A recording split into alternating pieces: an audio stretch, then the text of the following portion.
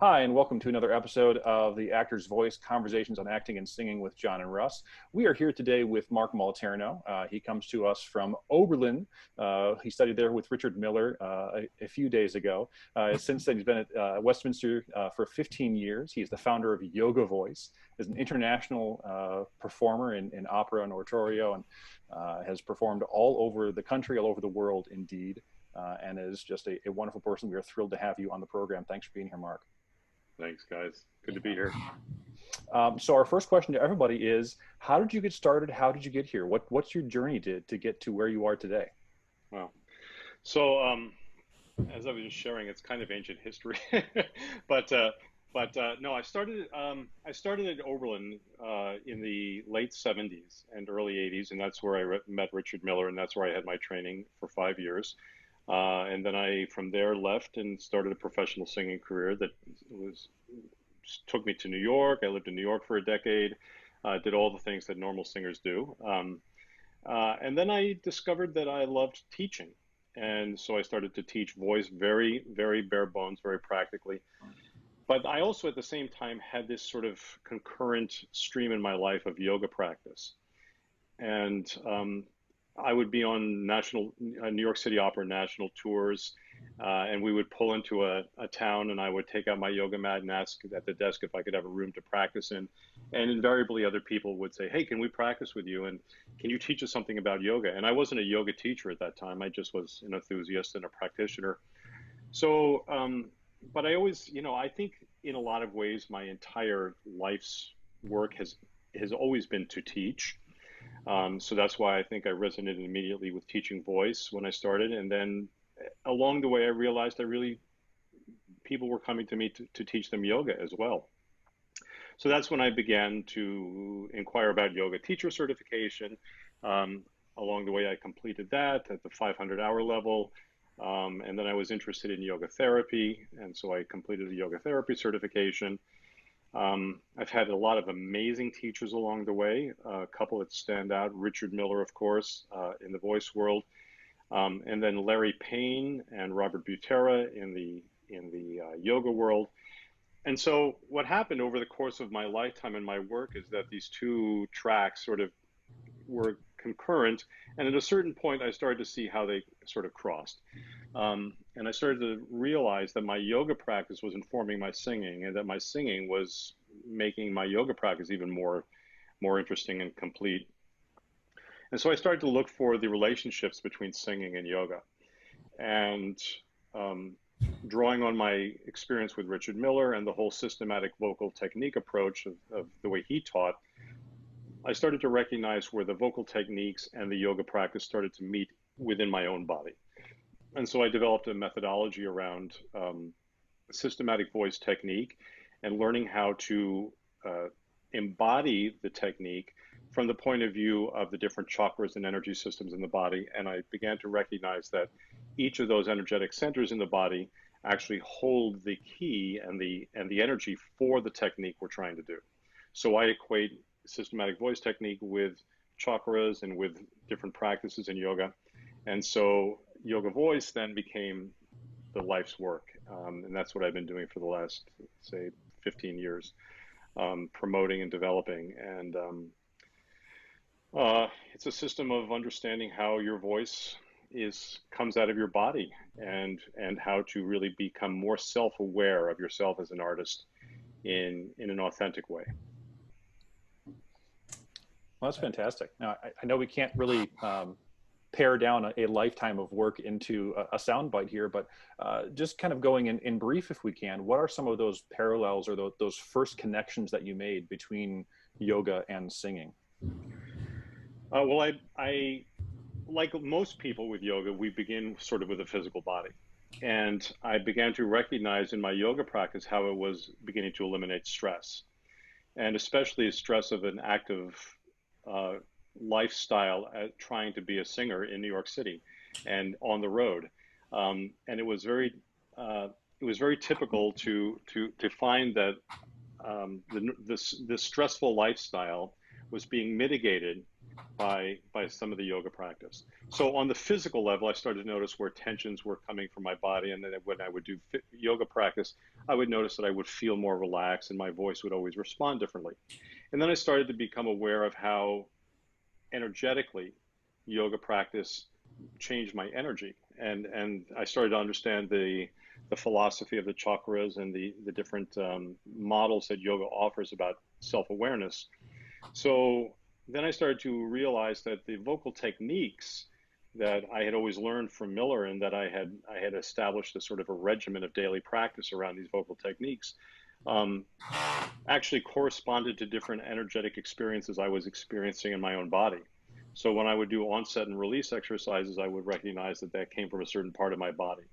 And when I would do agility, I recognized that that came from a different area. And when I would do, sostenuto, I recognized that that came from a different area. And so I started to equate the chakras and their energies with the vocal techniques. And they sort of just fell into place. And then I started teaching it. So I did it for myself first, and then I started teaching it, and I started to recognize that not only could I evaluate a singer and a student through that model and through that lens, but I could of the physical self, the structural self, and the energetic self. But then I could also I saw changes in singers almost immediately as soon as we would bring certain issues up and make them aware. So, and then the final piece I would say is that yoga in its true essence is really about nothing more than becoming self-aware. So the physical stuff is important because we carry patterns in our bodies that we don't even know we've habituated necessarily on a daily basis. So the physical postures put us in touch with our habitual patterns, becoming more self-aware. Breathing practices put us in touch with energetic patterns and mind movement, becoming more self-aware.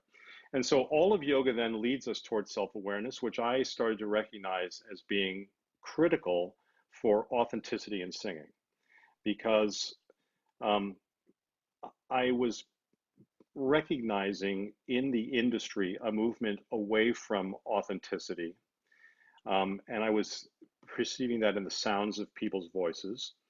And so I recognized that if we could get enough people to really practice self-awareness and come to a point of direct authenticity in their singing, that might in fact change the industry for in a positive direction. So that was my sort of overarching picture of how those two things could have value. Sure.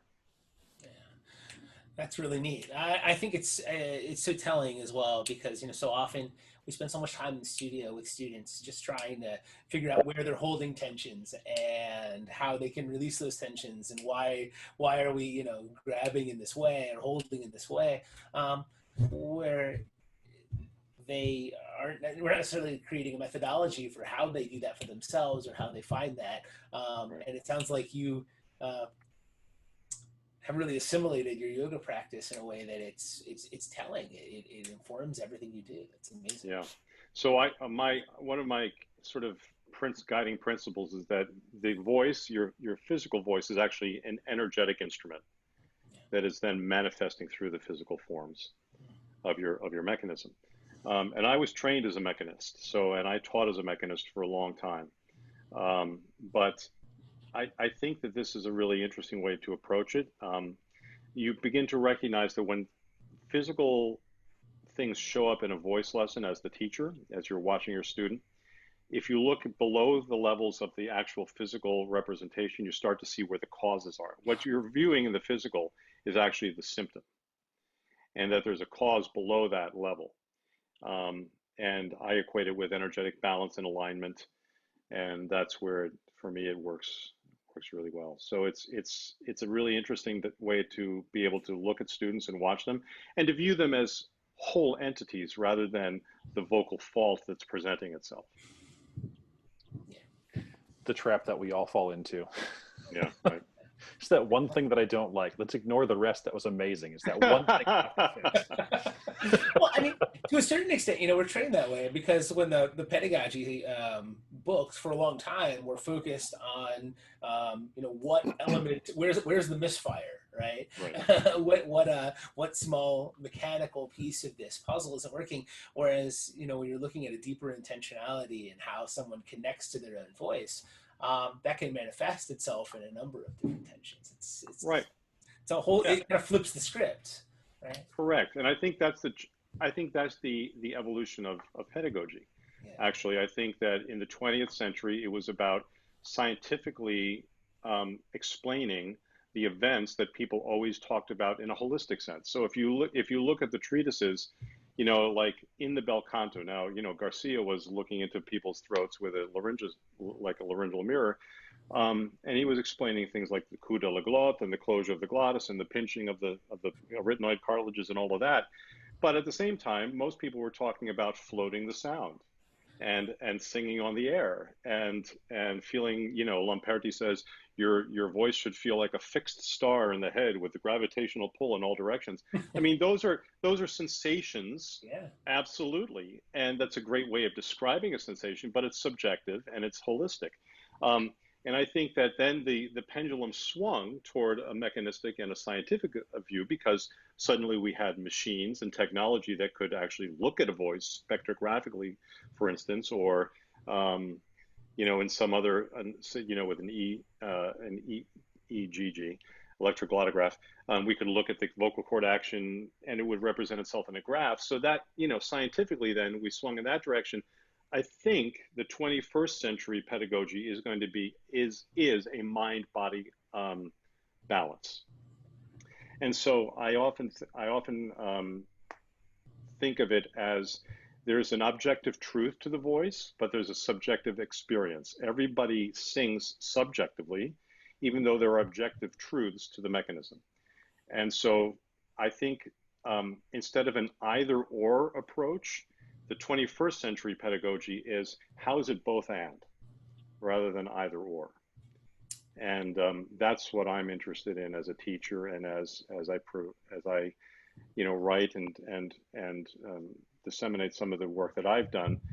How can we cultivate that in teaching rather than the older formula, which is this is the fault, and even that term vocal fault, while it served its purpose and has its purpose, it connotes a certain type of approach to teaching.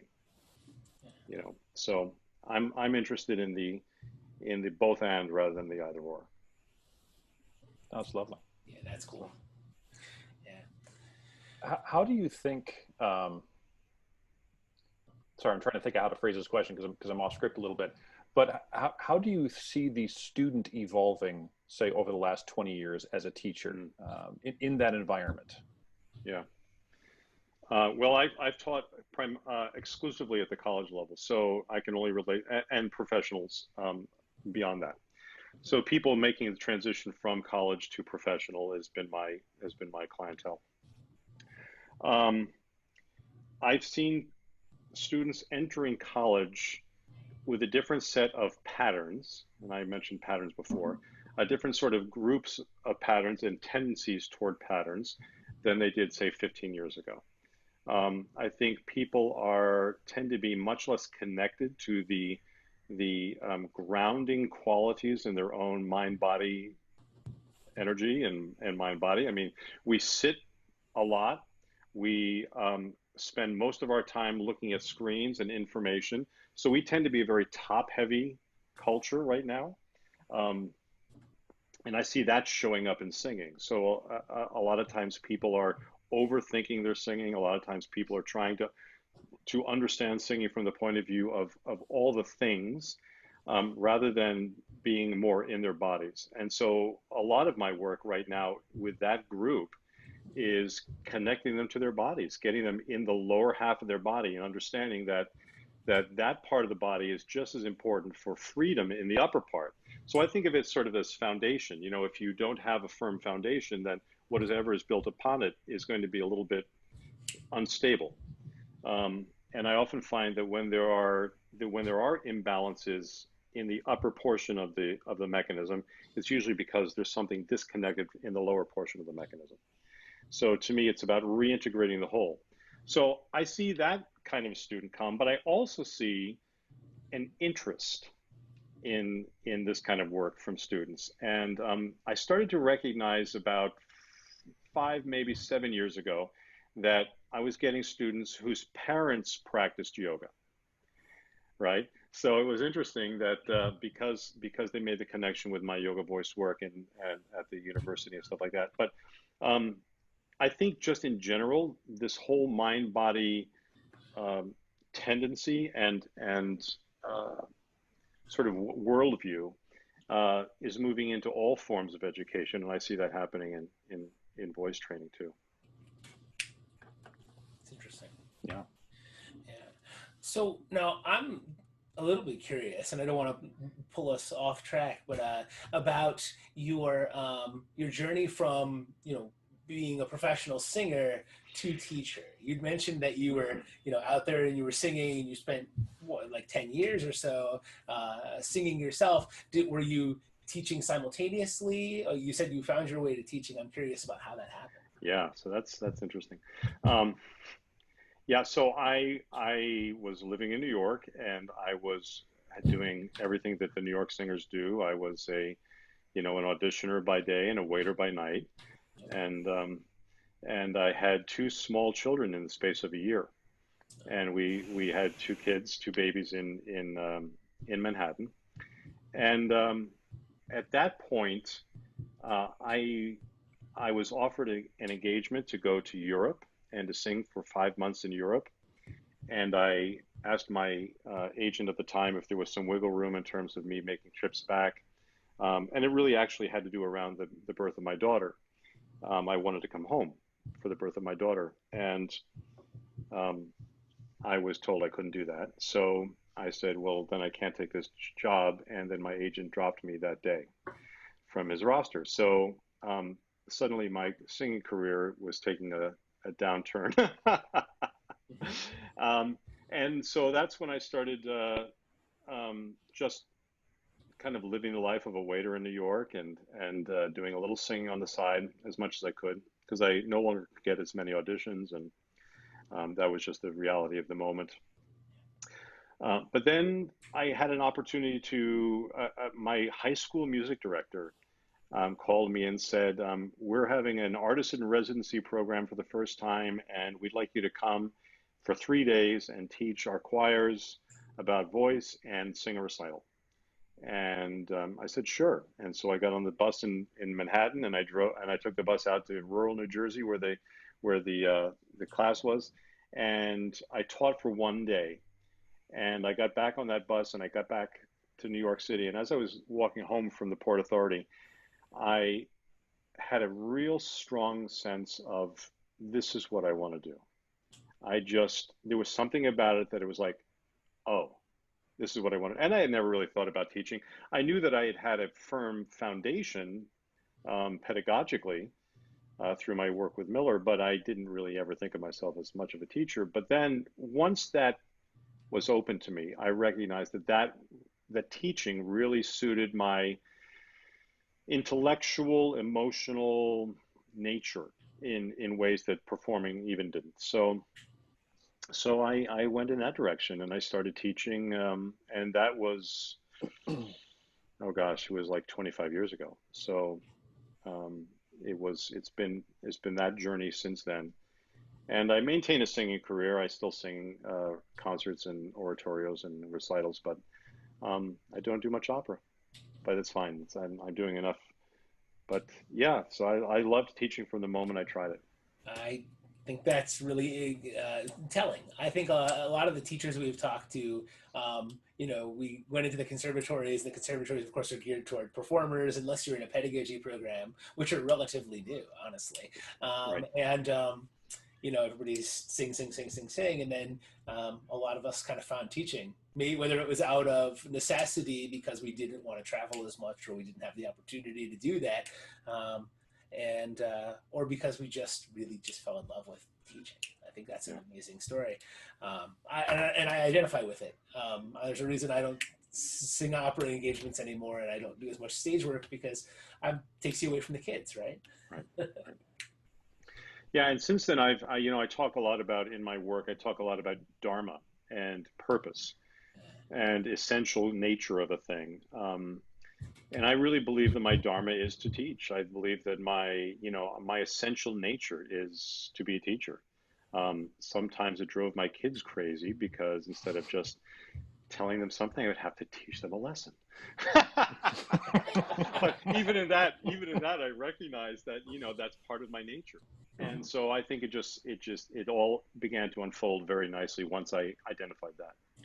Yeah, I think that's also really neat that you continue to perform, because I think it does inform your teaching, and it lends that other side to who you are. But being primarily a teacher, I find it very gratifying. It sounds like you do too. Yeah. I love to sing. I sing now because I love it, and I don't sing music I don't love, and I sing music that, and I teach that way. I don't ever ask my student to sing something they don't love. If I recommend something that I think is pedagogically good for them, and they try it and they work on it a little bit, and then they say, if they don't love it, then I don't think I think to ignore that is actually a mistake. I think you have to really love what you do and love what you sing, especially when you're creating music. And there was a period of time where I sang because I felt like it was a responsibility, and it was my thing, and it was my voice. And when I lost it for a while because of the story I just told you, I began to value it differently, and I now sing because I love it, and I like the sound of my voice in music, and I like to hear myself, and I like to feel what it feels like, and I like the work of learning music, and I like the work of preparation, and I like the collaboration, and all of that now is why I do it. And if I didn't enjoy it that way, I wouldn't do it anymore. Truth. I want to swing back to the idea of dharma, and I wonder how do you work on that with your beginning students? One of the issues that I find frequently, students coming to the studio, they have no idea what they want, they have no idea what they're there for, and how do you help them find that trajectory? Well, I think that's kind of deep work. I think that's I don't know that I start with students at that level. I try to take students bringing what they bring, but I do try to build in a sense of intention in our work. And so a phrase that I'm fond of saying when a lesson begins is, "What would have to happen today for this to be the best possible lesson you could have?" Right? And if we can identify some things that that the student would value in the work, then I think we can begin to look at what their intention actually is. So the intention and the dharma cannot be to get better at singing, right? The dharma and the intention has to be something about self-awareness. It has to be something about self-discovery, about connecting to aspects of yourself. So it could be something like, I'd like to find more balance. I'd like to find more, more sense of release. I'd like to be, enjoy this more. I mean, it could be a lot of different things. But so then I think then you begin to develop a skill in looking into the responses and getting to know your student, and then leading them in the process of unfolding what their great purpose might be.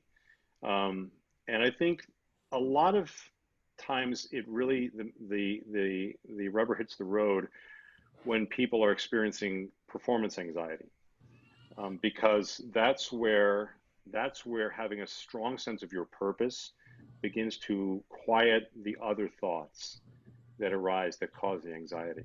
So again, your purpose can't be to be successful. Your purpose can't be to be loved by your audience. Your purpose has to be something that when you stand on stage, you can concentrate on with great depth and commitment, that allows all those other sounds, all those other voices that are saying, don't miss the high note, remember what your teacher said, that person's yawning, all those other voices that make us anxious get quieted when we actually focus our mind on something specific. And that specific thing is your purpose in performing, and your purpose in being there. And then that goes to that then begins to become part of the practice of meditation and singing, the ability to focus your mind on a thing without the distraction of all the other chatter. That's cool. I like that. Yeah. So after you decided you wanted to teach, did you stay in New York? Did you start a private studio? Kind of what were your next steps? I'm super curious about it. I to be honest, I taught anyone I could find.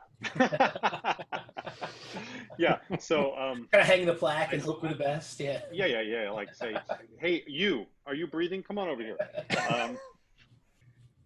No, so I started seeing people a little bit in New York City. Yeah. I stayed in New York. I was still trying to have a singing career. I mean, I no longer had an agent, but I had a couple people that were like trying to start agencies, and they were friends, so they would like try and get me put up for some gigs, and I had contacts. I was still trying to maintain my singing career, but then I one thing actually led to another. Actually, it's, as I recall, what I did was I actually thought I would change careers, and I started to explore going to seminary, and I thought I would become a preacher, because that I was really interested in my spiritual life. Was as much a part of me as anything else I was doing, and I just thought, this is just my opportunity to make a real change and to make a shift and to do something different. And so I started having interviews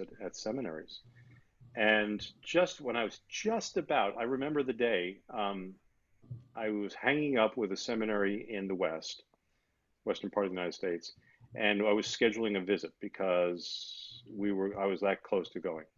And I hung up the phone, and within an hour, I had a phone call from somebody who I had sung for years earlier. And this was a conductor who led a choir in a semi-professional choir in New Jersey, and they did Messiahs every year in Carnegie Hall. And they also did a sort of a run-out warm-up the week before. And so I get this phone call the same day as I hang up with the seminary. Can you, we've lost our baritone for the weekend. Can you come and sing I Found Your Name in a File? And I said, okay, sure, and I hadn't sung in 3 years. And I said, sure, and because I can sing Messiah, I can do it. I mean, it's the piece that I've done the most of my life, and I've done it every year for all my life. And so I said, sure, I can do Messiah. So I got there, and it was a Saturday night in Morristown, New Jersey, and I was so rusty. Oh my God. And I didn't know the tempi, and I didn't know anything. It was not a great performance, but I got up there and I did it. And I got, I think, $200, and I went home. And I thought, well, that may be the last time I sing in public. And that was on a Saturday, and on the Monday, the conductor called back and said, the baritone is still sick, and he's canceled for this coming week in Carnegie Hall. Would you like to do it? So I went from 0 to 100 in 2 days. Yeah. And so by the end of that week, I was singing at Carnegie Hall again. And then the following week, I had a call from the opera director at Rutgers University.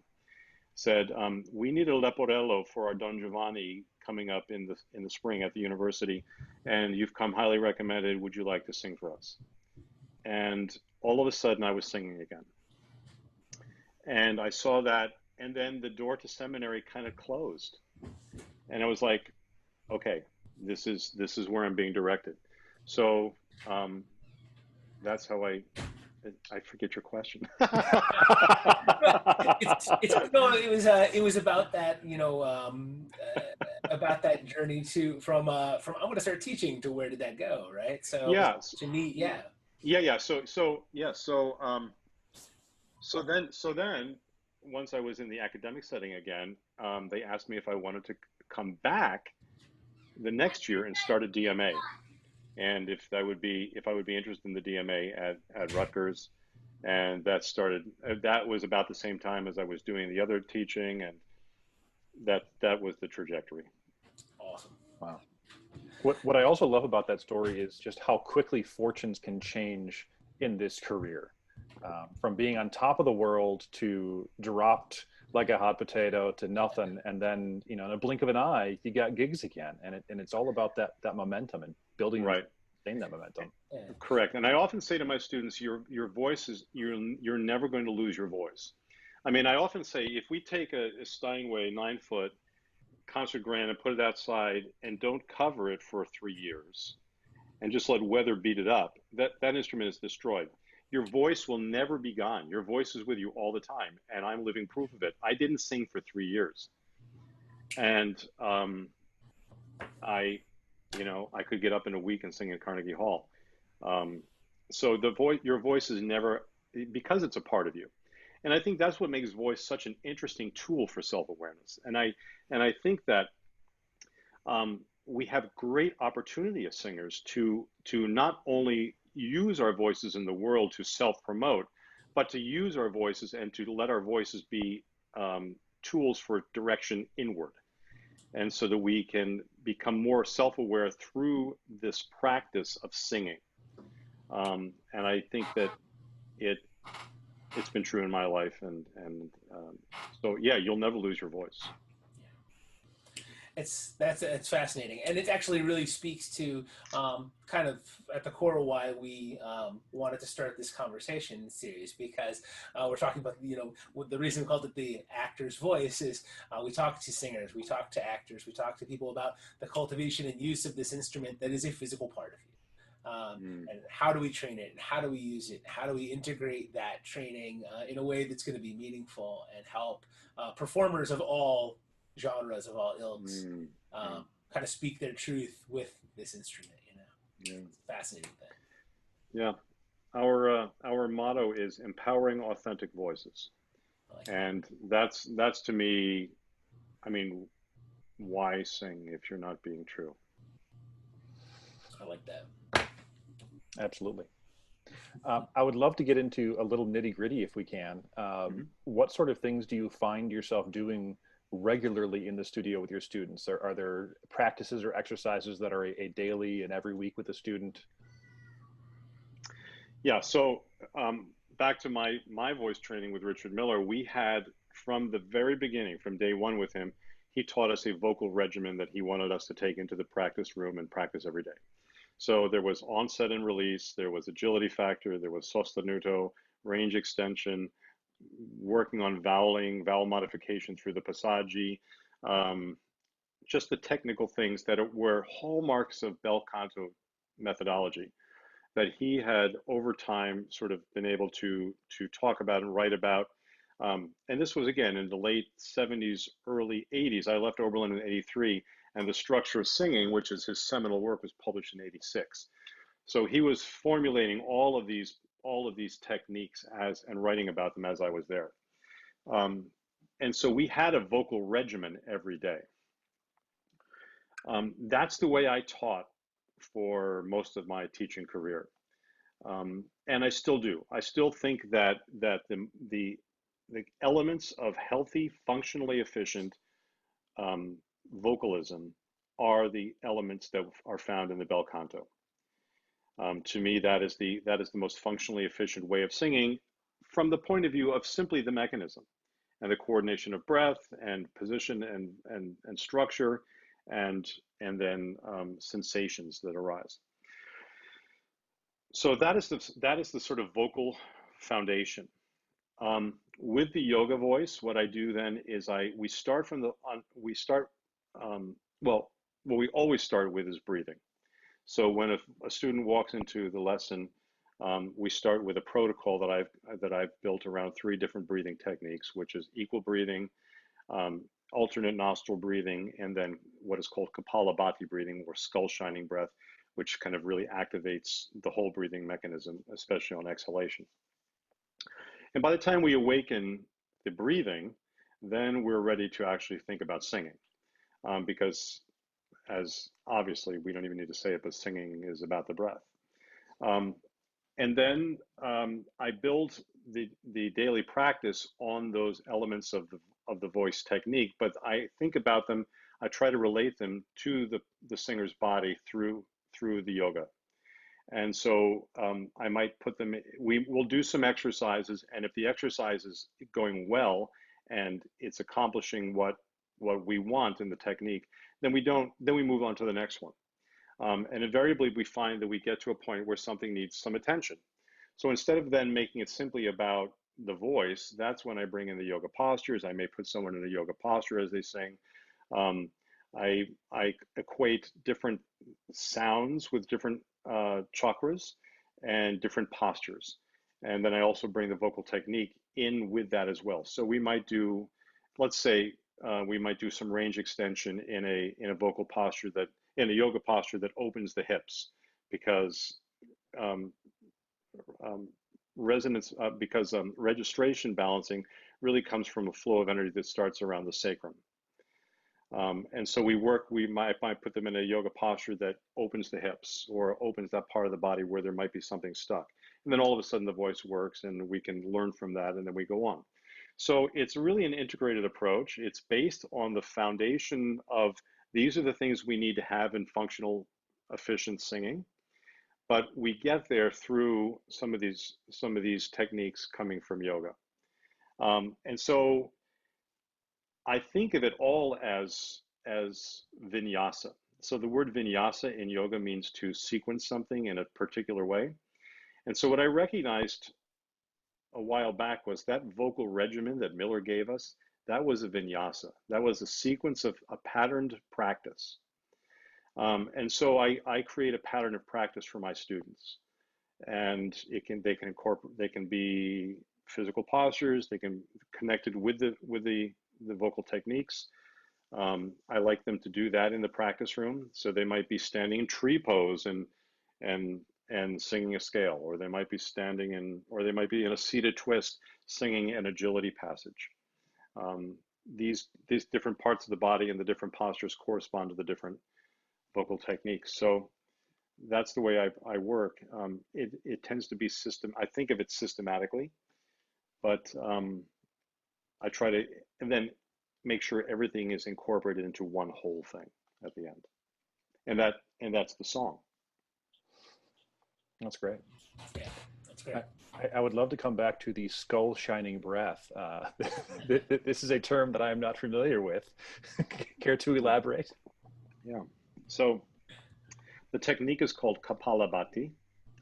And it's what it is. It's a sharp, it's isolating the exhalation as active with passive recoil of the inhalation muscles for the inhalation. So in respiration, in human breathing, because the diaphragm contracts and descends in order for the lungs to fill and for the breath to come into the lungs, inhalation is said to be active and exhalation is said to be passive.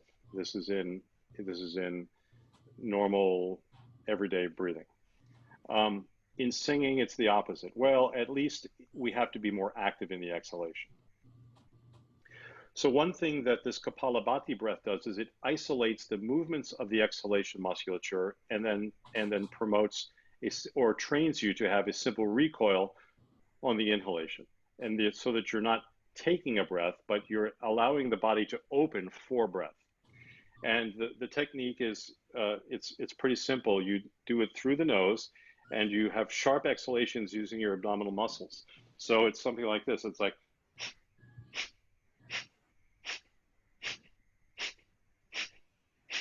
and so that sharp exhalation is forcing air, moving the air out, and then the return is the recoil back to that point of inhalation. That's a Miller term that you find on the inhalation. It awakens the musculature for exhalation, and it awakens your awareness of how you can actually allow the body to open for inhalation rather than take inhalation.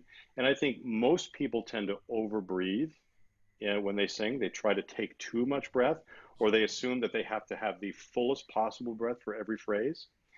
And then if they're also of the mindset that they're trying to do the appoggio method, which is not let all the air out, or to maintain the inhalation shape in the body as you exhale, actually what they end up doing is holding their breath when they're singing.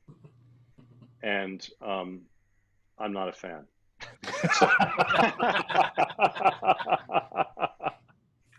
So I think the Kapalabhati breath actually shows you how little effort you actually need to take to allow the air to come in. The reason it's called skull shining breath is that because you're accentuating the exhalation, you're creating parasympathetic dominance in your nervous system, which is rest and digest. So the exhalation will actually kind of light your brain, and you'll become, without getting too technical, but it also creates more of an alkalinity in the blood, and you tend to get a little bit lightheaded.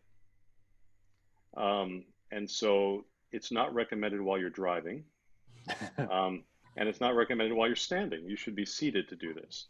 But what it does is it sort of clears your mind. It creates a different kind of oxygenation in your blood stream and changes the alkaline acid balance in your pH balance in your blood.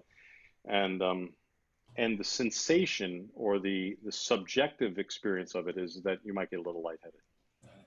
It's interesting though, because you're, I would imagine, you know, if you're focusing on the exhale, that recoil is where the intercostal muscles, you know, it's that expansion that's almost involuntary. After you forced it out, the spring back is the breath.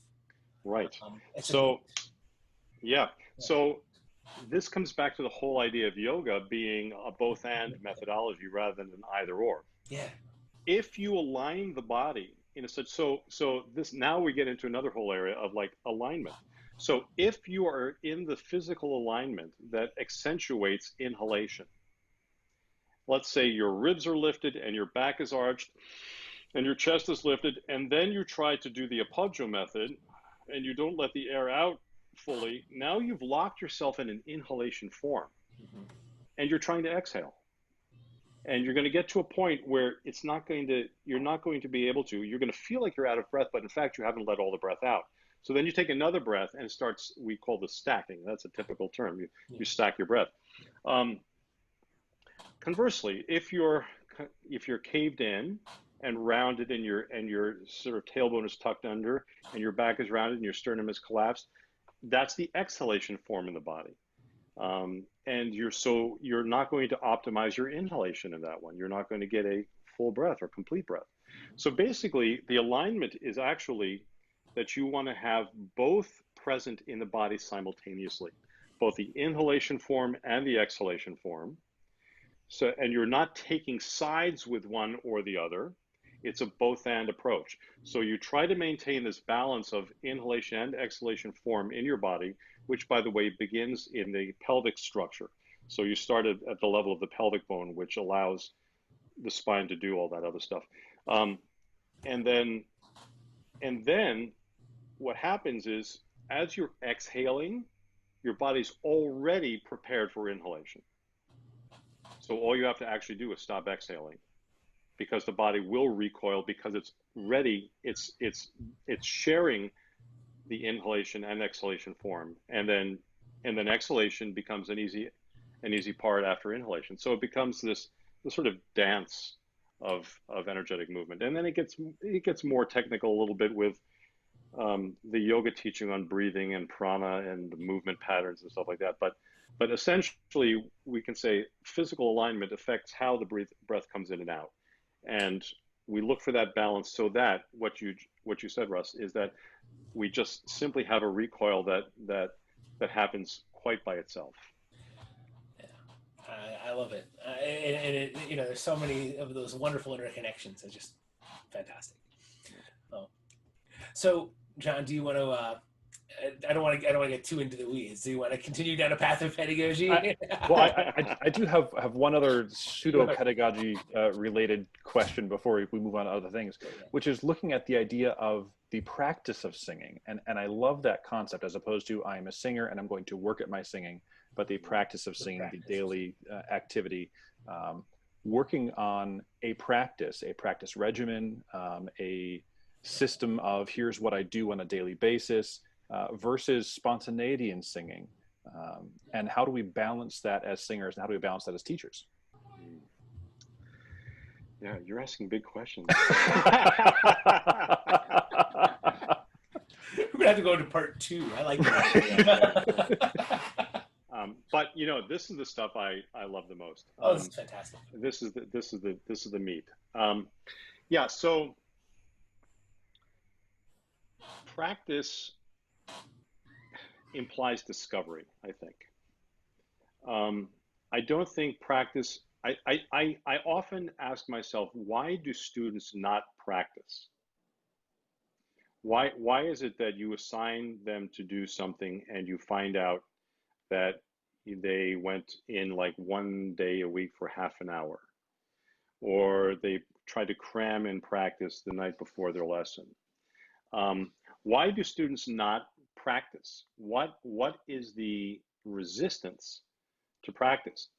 And I came to a realization not that long ago, well, a year or two ago, maybe longer, that the reason people don't practice is that they go into the practice room assuming they have to get better at something. And if you go into the practice room assuming you have to get better at something, what you're really saying in the back of your mind is, I'm not good at this. And there's a lot of pressure, you know, on you if you go into the practice room not being good at something and having to get better at it. And I think what it does actually is also affirms for people that they're not good at something. So there's an affirmation in the back of your mind, I'm not good at this. I need to get better at it to please the teacher or the student or the audience or whatever, the coach.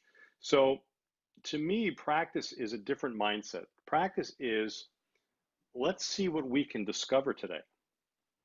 Let's see what it is about using these exercises and these techniques that the professor or the teacher or the whatever has given me, the coach. What can I learn about myself? How can I unfold this idea of self-knowledge more than I've got to become better at a technique? And I think that's where the authenticity comes, and that's where the spontaneity comes. I think you have to be practiced to be spontaneous.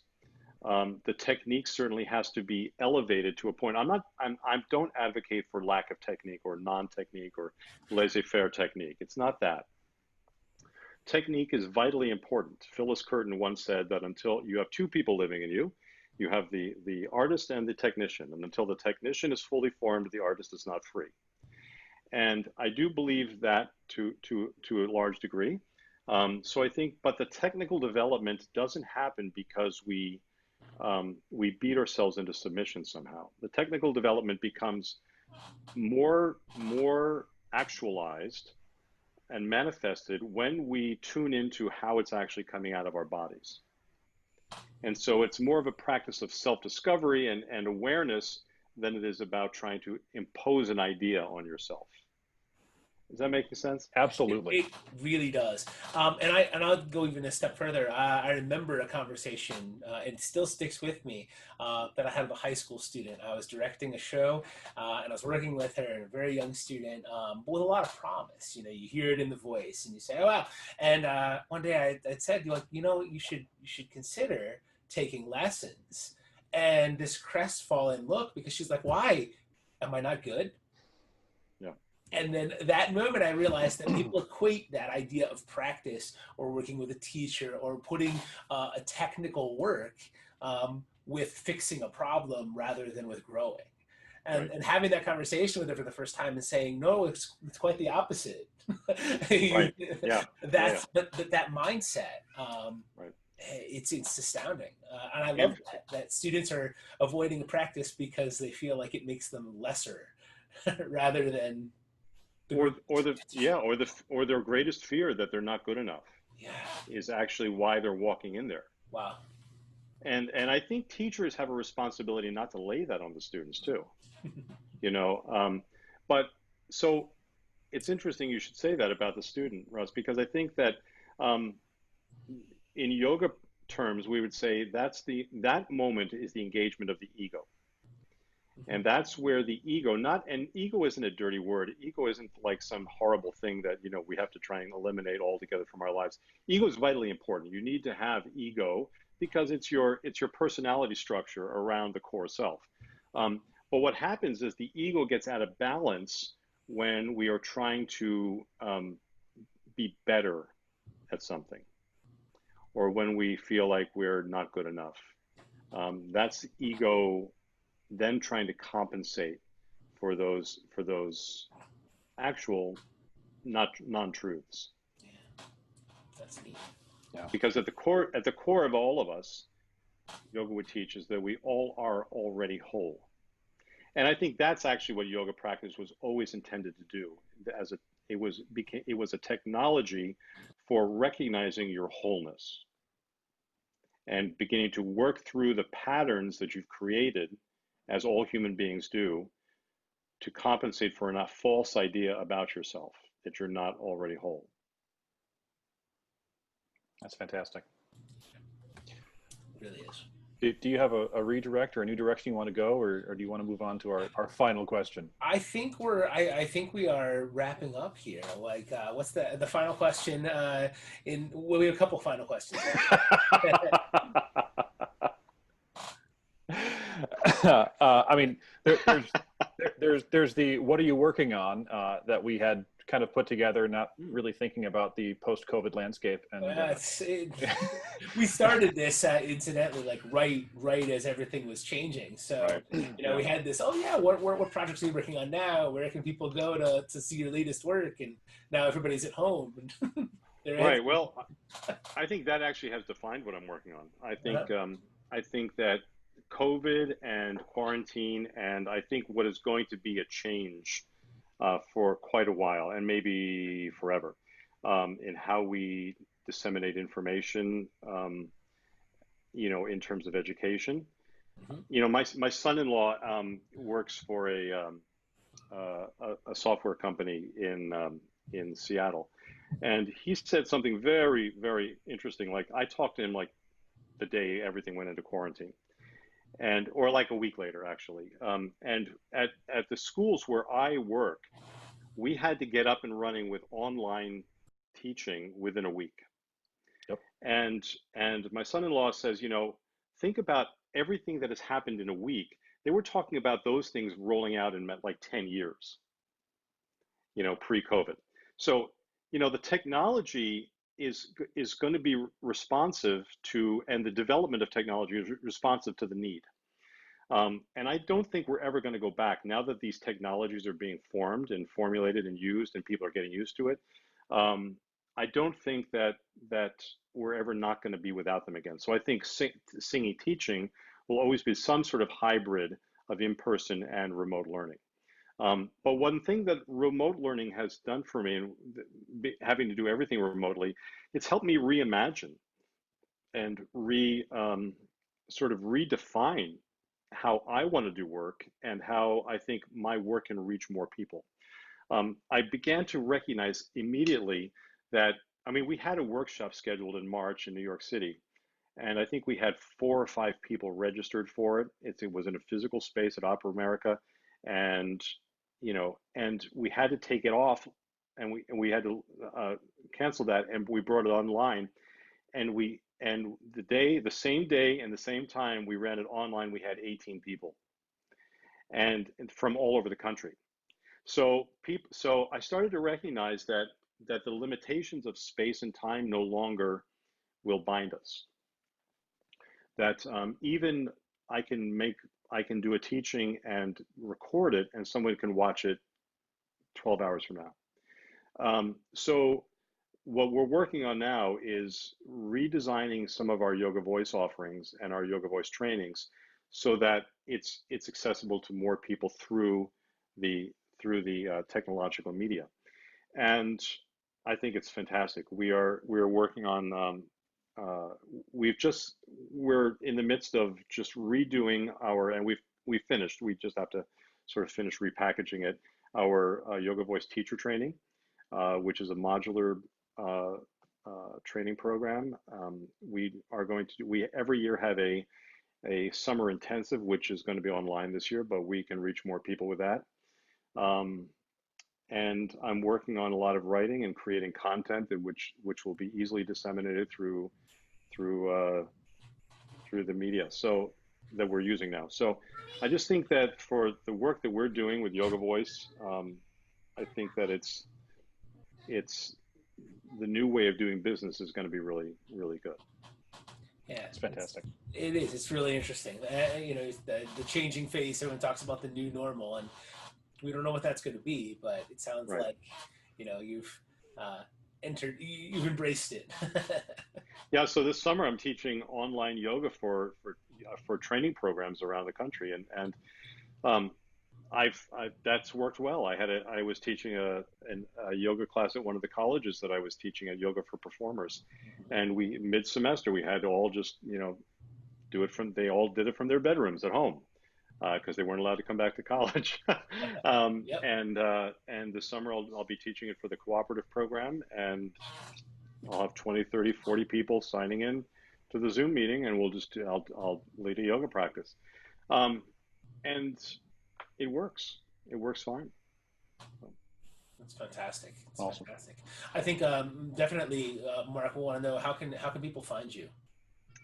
The website is theyogavoice.com, and you have to put the in there, otherwise it goes to some redirect, some company that's selling yoga products or something.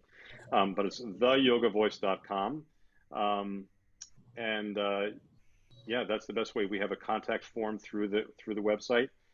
We have events page on the website of all upcoming stuff. We have a couple of workshops coming up. One actually this Sunday on the koshas and understanding the koshas as a model for teaching. And then one in July, we'll be doing a pranayama workshop. And then our summer intensive will be in August.